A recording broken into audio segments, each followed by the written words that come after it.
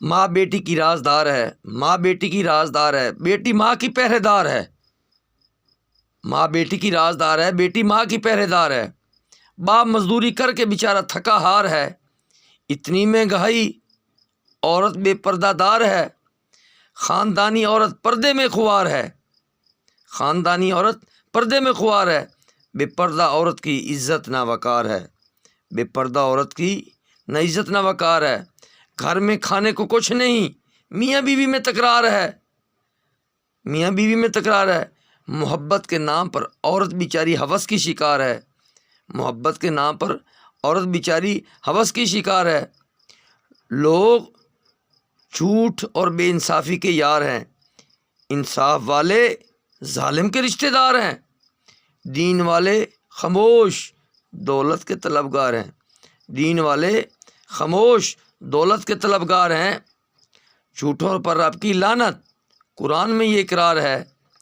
محب وطن کو خطاب ملا کہ یہ غردار ہے۔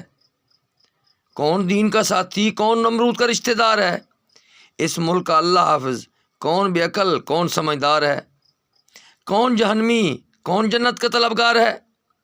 کون ملک بچانے والا کون ملک سے وفادار ہے؟ کون خاندانی کون اس ملک کا پہرے دار ہے؟ بس ایسے باتیں بیٹھے ہوئے باتیں آ گئیں۔ ایک لڑکا کہیں کام کرنے گیا ہے، 3-4 دن اس کے نے کہیں کام کیا ہے، تو جب وہ واپسی پہ آیا تو 3-4 دنوں بعد اس کو پاس فون آیا کہ یار میں فلاں ہوں، تم نے میرے گھر میں کہا مجھے تجھ سے محبت ہو گیا۔ بابا میں تو شادی شدہ ہوں۔ اس نے 2-3 دن ایسے سنتا رہا، پھر اس نے درگزر کیا۔ 4-5 دن اس کی ماں اور بیٹی ادھر ہی آ گئے، پھر میری بیٹی تمہارے بغیر نہیں رہ سکتی۔ اس مہنگائی نے لوگوں کو اتنا مجبور کر دیا، اس جہیز کی لعنت نے لوگوں کو اتنا مجبور کر دیا۔ خدا کی لعنت ہو ان لوگوں پر، خدا کا عذاب ہے جن کے گھروں کا نظام، جن لوگوں نے غربت پھیلائی، ملک کا نقصان کیا ہیں۔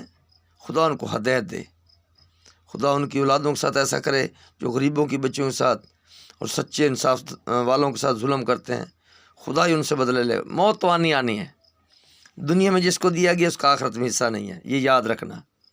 دنیا میں غربت سے گزارے 60 سال تو ہے نا، 70 سال ہے، تو وہاں جانا ہے جہاں آدم بیٹھا ہوا ہے، اماں حوا ہے، 1,24,000 پیغمبر ہیں، نبی ہیں، صدیق ہیں، شہید ہیں، صالحین ہیں۔ اگر آپ ان پر بحث کرو گے، ہمارے ذمہ قرآن ہے، اس کے مطابق چلنا ہے۔ قرآن میں کیا ہے؟ ہر چیز لکھی پڑی ہے، ٹھیک ہے، سیدھا رستہ بھی لکھا پڑا ہے۔ یہ کوئی شرک نہیں ہے۔ شرک ہوتا تو یوسف علیہ السلام کا باپ بیٹوں کو، یارہ بیٹوں کو نہ بھیجتا، جاؤ ان سے مانگ کے لے آؤ، مدد مانگ کے لے آؤ، دانے شانے کھائیں پئیں۔ مدد مانگنا شرک نہیں ہے۔ تو یہ جتنے ایمان والے اصحابہ تھے، اولیاء تھے، انہیں کی وجہ سے ہمارے پاس دین پہنچا، ہم نے ان کے رستے پر چلنا ہے۔ آج اب انہیں پر بحث کرنے لگ جائیں تو ہم سے بڑا منافق کون ہوگا؟ قرآن میں ایک بات لکھی ہے۔ سلیمان علیہ السلام اتنے پاور والے تھے کہ چیونٹی کی آواز سن لی کان سے، اتنے دور تخت پہ بیٹھے، اتنا نوری کان تھا، تو وہ کہہ رہے ہیں جنوں میں سے کوئی تخت لے آئے۔ ہمیں دکھایا گیا ہے کہ کیا تم جنوں سے مدد تو نہیں لیتے؟ پھر آصف بن برقیہ کو کہا تخت لے کے آؤ، تو کیا انہوں نے ایک بندے سے یہ جنوں سے مدد شیئر کر لیا؟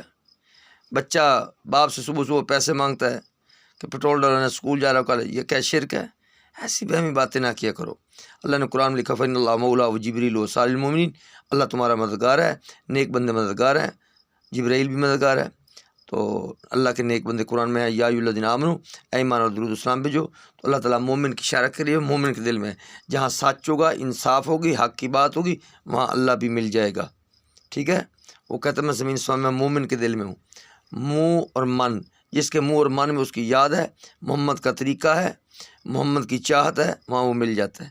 جب تم محمد پر ہی باتیں کرو گے ہیں، جن پر اللہ درود بھیجتا ہے، جس کو وہ کہے حسین مجھ سے، میں حسین سے ہوں، اس پر تم باتیں کرو گے تو کبھی منزل پہ نہیں پہنچ سکتے، ٹھیک ہے۔